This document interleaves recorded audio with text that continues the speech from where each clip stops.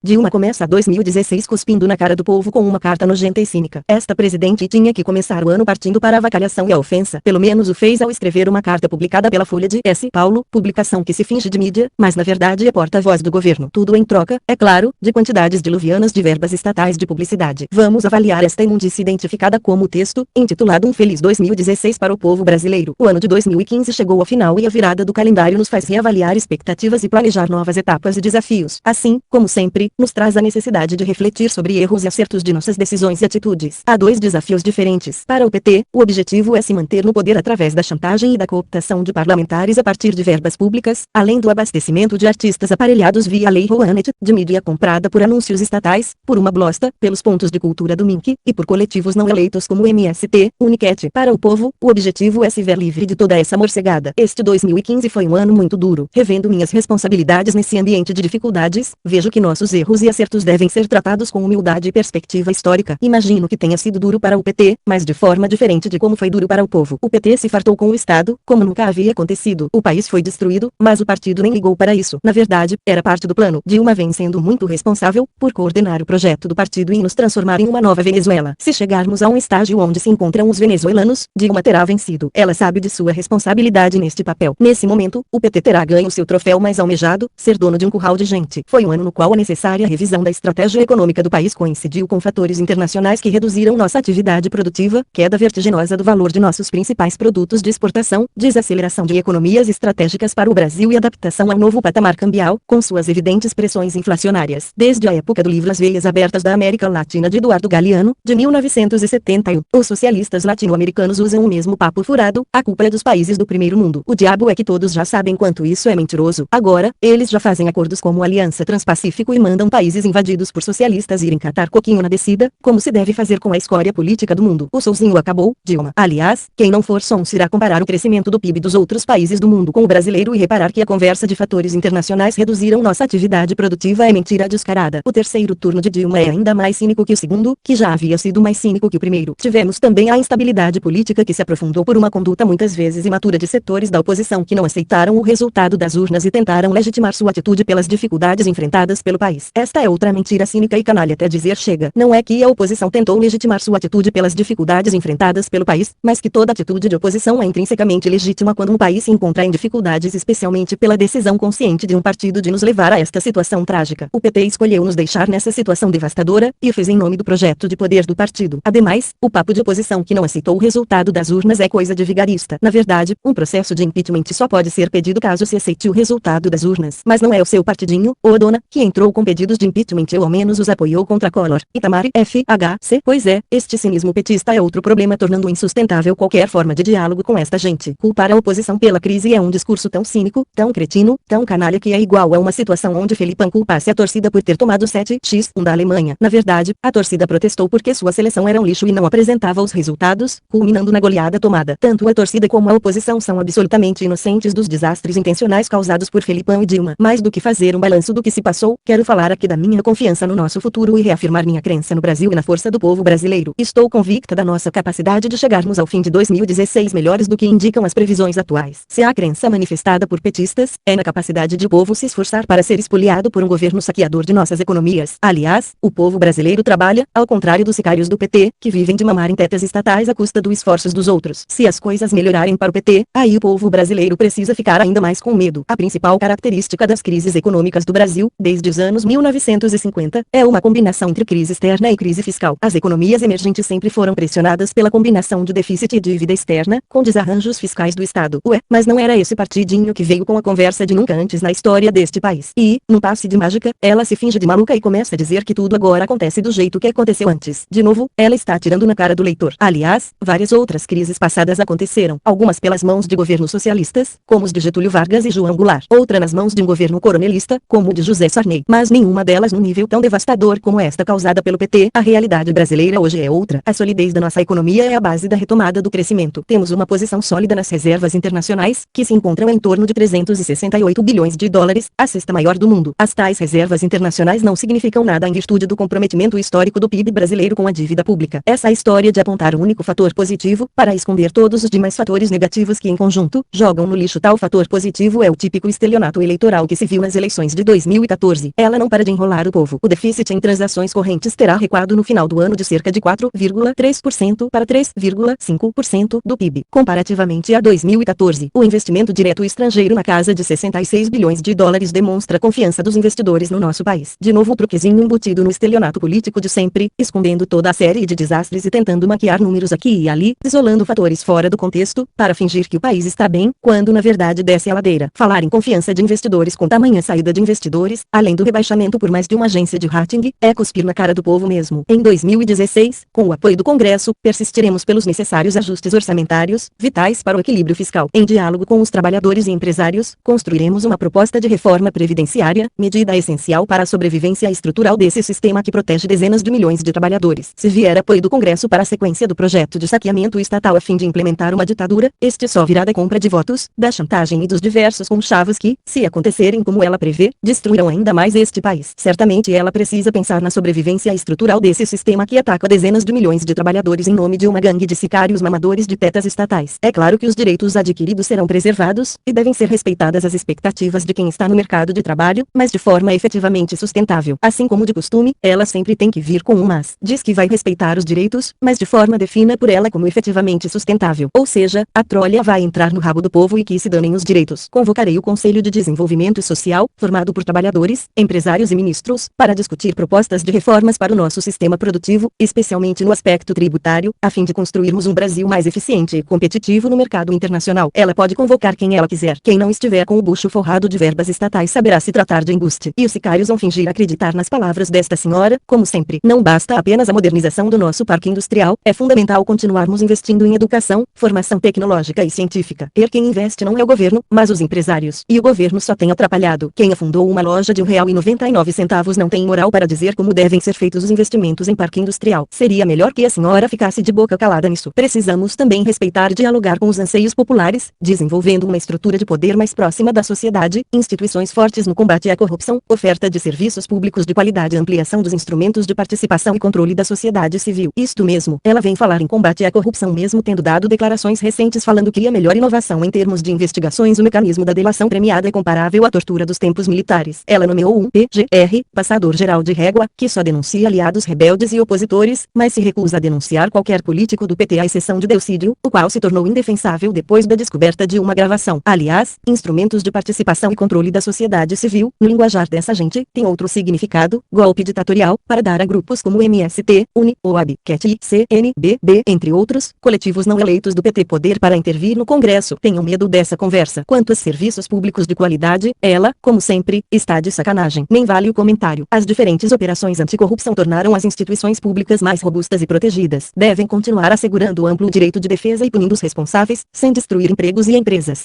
Mas e a blosta, bancada com verba estatal, que define a Lava Jato como uma ação da elites oligárquicas contra o PT? Aliás, se é para punir os responsáveis, como fica o caso de Janot se recusando a denunciar políticos petista dilatados? TSC. Reafirmo minha determinação pela reforma administrativa que iniciei. Quero um governo que gaste bem os recursos públicos, que seja racional nos processos de trabalho e eficiente no atendimento às demandas da sociedade. Ela tem a cara de pau de dizer isso enquanto mantém um recorde de cargos apadrinhados, que se recusa a cortar, pois sabe que se o fizer, perde o poder. Hoje só apoia o PT quem recebe cargos ou verbas estatais, ou ao menos apoia esses mamadores. Quer dizer, ela vai torrar recursos públicos para se manter no poder ainda mais. Dilma, que tal chupar prego para ver se vira parafuso? O governo está fazendo sua parte. Executamos um duro plano de contenção de gastos, economizando mais de 108 bilhões de reais em 2015, o maior contingenciamento já realizado no país. Para 2016, firmamos o compromisso de produzir um superávit primário de 0,5% do PIB. Fizemos e faremos esse esforço sem transferir a conta para os que mais precisam. Meio trilhão por ano para manter a máquina estatal, boa parte dela para se manter no poder, e ela vem falar em corte de cargos. É como se Stalin, Hitler e Pol Pot falassem que suas ações tivessem intenções de reduzir a violência mundial. Cinismo épico. Sei que as famílias brasileiras se preocupam com a inflação. Enfrentá-la é nossa prioridade. Ela cairá em 2016, como demonstram as expectativas dos próprios agentes econômicos. Danou-se. Toda vez que Dilma falou inflação vai cair, ela aumentou. Aliás, uma executiva do Santander foi demitida a mando da ditadura petista apenas por ter explicado isso tintim por tintim em 2014. Agora, a credibilidade das previsões de Dilma já foi saco, isso já virou conhecimento popular. É uma mentira dizer que a prioridade de Dilma é conter a inflação. Aliás, na Venezuela, onde o projeto hoje executado pelo PT foi seguido à risca, ela só veio aumentar. Como vai aumentar neste 2016? Pode anotar aí. O governo manteve, no ano de 2015, os investimentos que realizamos para melhorar a vida dos brasileiros. Por exemplo, foram cerca de 389 9 mil moradias entregues e mais de 402 mil contratadas no Minha Casa, Minha Vida. Quase 14 milhões de famílias receberam o Bolsa Família. Esse truque de jogar números aleatórios, principalmente depois do estelionato eleitoral de 2014, vale o mesmo que um peido. Ademais, foi o governo desta senhora que cortou 4,8 bilhões do Minha Casa, Minha Vida. E quanto à farsa de dizer Bolsa Família só existe por causa do PT, isto já ficou desmascarado depois do estelionato eleitoral do mesmo ano. O discurso mentiroso feito por Dilma durante as eleições dá o tom das mentiras que ela tenta enfiar goela abaixo do povo agora. Oferecemos 906 mil novas vagas em universidades públicas e privadas e 1,3 milhão no Pronatec. Entregamos 808 quilômetros de rodovias, tanto por meio de obras públicas como pelas concessões privadas. Autorizamos 10 terminais portuários privados, concedemos e modernizamos aeroportos. Ampliamos a oferta de energia em 5.070 megawatts. Ela só escondeu de você que o número de novos contratos do FIS caiu quase 50% entre 2014 e 2015. Ela também escondeu que no início de 2014 muitos alunos tiveram seus sonhos destruídos por não conseguirem se matricular pelo FIS. E quanto à oferta de energia, acho que basta os eleitores olharem a conta de luz e compararem o preço atual com aquele pago anteriormente. Goebbels era um pilar da sinceridade perto de Dilma e seus marqueteiros. É hora de viabilizar o crescimento. O plano de concessões em infraestrutura já é uma realidade. Os leilões de portos, aeroportos, rodovias e ferrovias vão impulsionar a nossa economia e contribuirão para a geração de empregos. Não vamos parar por aí. Quando ela diz não vamos parar por aí, tenham medo, muito medo. Mais uma vergonha, usar leilões como forma de impulsionar a nossa economia. Isto é irrelevante, perto do afugentamento de investidores. Ela não tem moral alguma para falar em geração de empregos. Até mesmo o sicário João Pedro Stedley, para vocês terem uma noção da dimensão do desastre provocado por Dilma, disse não tolerar nenhum desempregado a mais. Quando um sicário destes fala uma coisa deste tipo é porque a coisa está tão feia que eles precisam de discursos de redução de danos. É importante ressaltar que em 2015 as instituições da nossa democracia foram exigidas como nunca e responderam às suas responsabilidades, preservando a estabilidade institucional do Brasil. Clap, clap, clap. Responderam dando golpes sequenciais na democracia desde 17/9, quando o STF estabeleceu o controle bolivariano de campanhas, proibindo Roberto Jefferson de falar, fatiando a Lava Jato, a título de impunidade de petistas, e, pasme, rasgando a Constituição no mais ditatorial dos golpes jurídicos de nossa era recente, inventando regras para o impeachment, para proteger o PT, é claro. Felipe Moura Brasil detalha tudo aqui. Todos esses sinais me dão a certeza de que teremos um 2016 melhor. Mesmo injustamente questionada pela tentativa de impeachment, não alimento mágoas nem rancores. O governo fará de 2016 um ano de diálogo com todos os que desejam construir uma realidade melhor. Claro, claro. Segundo ela, o impeachment é injusto. Estamos com um rombo recorde nas contas públicas, enquanto Cu já havia avisado de que as pedalas destruiriam a economia. Dilma sabia disso já em 2013. Mesmo assim, tomou a decisão de seguir pedalando e maquiando as contas públicas para se reeleger. Se isto não é crime de responsabilidade, nada mais é. Quanto a dizer não alimento mágoas nem rancores, ela não está em posição de dizer isso. Quem tem moral para falar em mágoa e rancor é um povo que foi lançado em crise causada intencionalmente por ela. E que diálogo? Dilma lidera um partido cuja retórica é baseada no nós e eles. É o partido dependente de discurso de ódio. Tudo que o PT profere é discurso de ódio. Se hoje é impossível estabelecer qualquer tipo de diálogo com petistas, é culpa do PT. O Brasil é maior do que os interesses individuais e de grupos. Por isso, quero me empenhar para o que é essencial, um Brasil forte para todo o povo brasileiro. Dilma, é simples, acabou. Ninguém acredita mais, a não que seja sicário ou funcional do PT. Pessoas decentes não acreditam mais nas mentiras bolivarianas. 2016 será um ano pior do que 2015, tudo conforme o plano do PT. O discurso de Dilma para abrir 2016 é tão cínico que é capaz de assustar até mesmo os mais frios psicopatas. Olhem com atenção na expressão dessa mulher. Observem bem o olhar dela. Quem for honesto não conseguirá identificar qualquer traço de empatia, de qualquer respeito pelo ser humano, de qualquer compaixão pelos que sofrem. O Brasil precisa ser maior do que os interesses individuais, cínicos, mesquinhos e psicopáticos do PT e de seus aliados. Qualquer vitória dos brasileiros é uma derrota do PT, e vice-versa. Que em 2016 o governo mais perverso da história deste país perca, e que o povo, finalmente, se veja livre dos grilhões de uma ditadura.